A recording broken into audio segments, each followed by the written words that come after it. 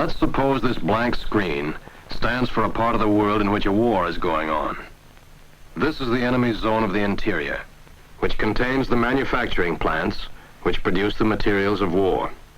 Here are the lines of communication, the roads and railways which carry men and materials to combat. This is an enemy army. Wherever it goes, the army is linked to the industrial establishment at home by its lines of communication. Let's suppose this is one of our armies. Up until a generation ago, there were not very many ways in which we could get at an enemy army. One way, of course, was to attack him frontally. A better way, if you could do it, was to flank him. But the trouble, especially in recent times, was that both armies have about the same speed of movement, so that neither could get around the other. If both sides have enough men and supplies, the result is stalemate. Something like that happened during the First World War. The first year of the war turned into a series of efforts by each side to outflank the other. This race ended at the coastline, and both sides were stalemated. The only thing left was the effort by each side to bludgeon its way through the other's lines in the hope of achieving a breakthrough. The result was 4 years of positional warfare, attrition, sometimes slow, sometimes marked by pitched battles in which one side or the other would gain a few yards of useless ground at the expense of tens of thousands of lives. But today's war is very different. A new kind of force has come into being that fully utilizes another dimension, the air overhead. Suppose we take a hypothetical composite case of the application of this force. We can begin in the German War Office, because something rather like this happened there on several occasions. These officers are typical of those on the joint planning staff of the German High Command. This officer belongs to the headquarters staff of a theater commander. The subject under discussion is a proposed operation in the theater from which he comes. That's the situation, gentlemen, and the opportunity. At present, we can contain the enemy with what we have. As he builds his strength, we can build too and go on containing him. But if enough force can be made available, particularly bombers, fighters, tanks, motor transport, we can annihilate him. This theater then will no longer be a problem, and many of the forces can be withdrawn and used elsewhere. As we all know, this is not the most important theater. However, in view of the fact that we'll probably need every man and gun elsewhere within the year, it would be advantageous to write it off the books as soon as possible. If we can, that is. How about it, General? Can we make the equipment available without any cutting down in other theaters? What would you require in round figures? Well, for absolute certainty of success, we'll need at least 300 more tanks, 1,200 trucks, 200 fighter airplanes, and 250 bombers. That is to begin with, beyond what we have now and will normally receive. Artillery and other types of equipment in proportion.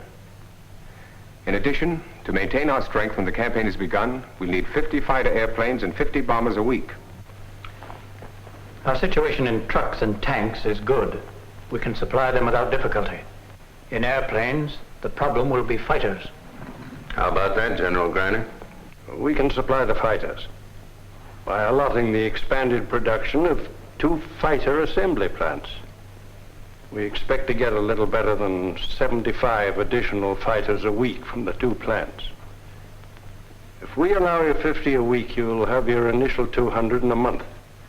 From then on, we can continue giving you 50 a week without weakening ourselves elsewhere. If I may add a word, Marshal. Certainly, General. Besides the fighters, fuel may turn out to be the biggest problem, especially the transportation of it. Tank cars, tankers for the water journey, tank trucks. In the event the plan is undertaken, what date have you set for the opening of the offensive? Approximately 45 days from the date of decision, General. Then it would be necessary to start moving fuel at once. On the face of it, the plan seems to have merit.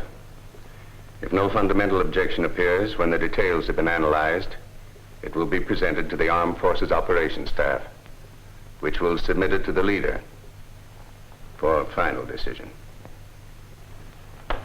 And you'll have an answer very shortly. Thank you, sir. Gentlemen. Well, it looked as if something were going to happen. The basic requirements for an offensive seemed to be there. Manufacturing capacity in the zone of the interior, even in the critical items, and transportation capacity to get them to the theater of operations. But from the air, we could observe what the enemy was doing, not only in his frontline positions, but in his rear and along his lines of communication. We could even fly over his industrial centers and get a fair idea of what was going on there. We could not only see, we could attack the enemy. If we liked, we could use our airplanes as extreme long-range artillery. We could dispose their effects somewhat as we would artillery, either distributed a little to each mile of front, or concentrated to achieve complete destruction in one sector. But we could do much more than that. Remember, the classic land maneuver has always been to get in rear of your enemy, astride his communications. With air power, this is perfectly feasible. We could fly over the enemy's army and bomb and shoot up his supply trains, his troop movements, anything in his rear. We couldn't take possession of his rear areas, but we could interdict movement and destroy most targets that could be seen from the air. Under favorable conditions, we could land and supply lightly armed troops behind his lines by parachute, glider, or troop-carrying airplane. And if airplanes could destroy the enemy's lines of communication, they could just as well destroy the sources of his power, the industrial plants which produced his weapons, the factories which even now were being whipped to greater production effort by the enemy's procurement officers. Your production's good. If these were normal times, I'd say remarkable. But these times are far from normal, so I've come to tell you personally that the leader expects you to increase production above your quota. Taking your added capacity into consideration, another 10%. But, sir, it's imperative that production, not only at this plant, but at every other plant, be increased immediately. How it's done is up to you. Of course, you'll have the help of the propaganda ministry.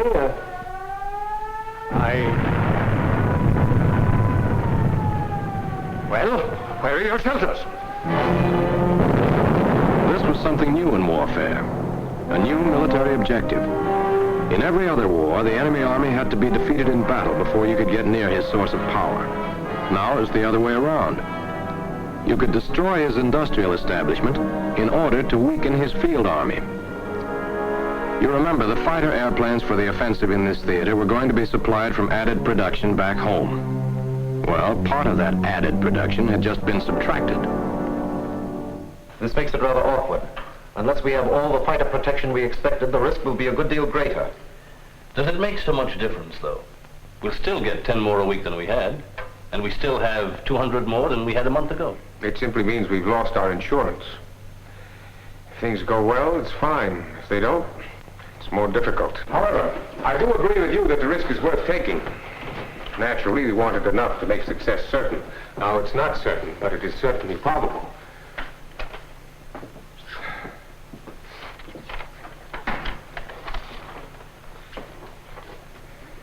Two tankers, 4 cargo ships full of trucks.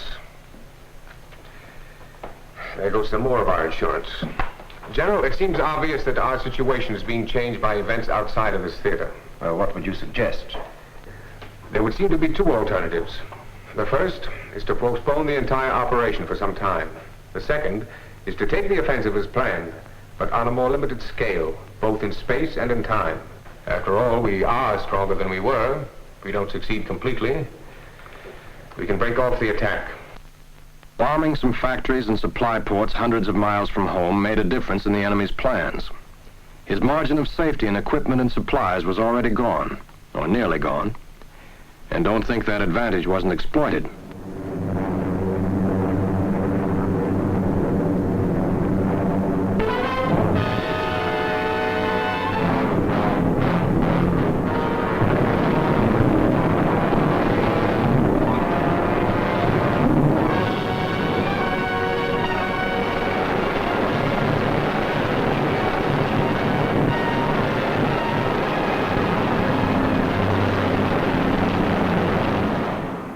The enemy theater commander, faced with the consequences of this action, was forced to resort to drastic measures. Well, there's no chance of our taking the offensive now. I never saw anything like it. In 4 days, most of our airplanes gone, hangars wrecked, fields unusable. Not even enough fuel. Wait till they strike us on the ground. I'm saving up a little surprise. I'll hold our tanks well back until we see where they strike. Our 88mm guns forward to deal with their tanks. Now we'll have to move fast. They probably think because they've destroyed a few airplanes they can drive through right away. Well, this is what they'll find. From thinking of the offensive, the theater commander was now planning in terms of the defensive. And it wasn't a bad plan. More than one army has run into a tank trap and left itself wide open for an armored counterattack. But he overlooked just one thing. We on our side didn't have to open our ground offensive right away. We could hold back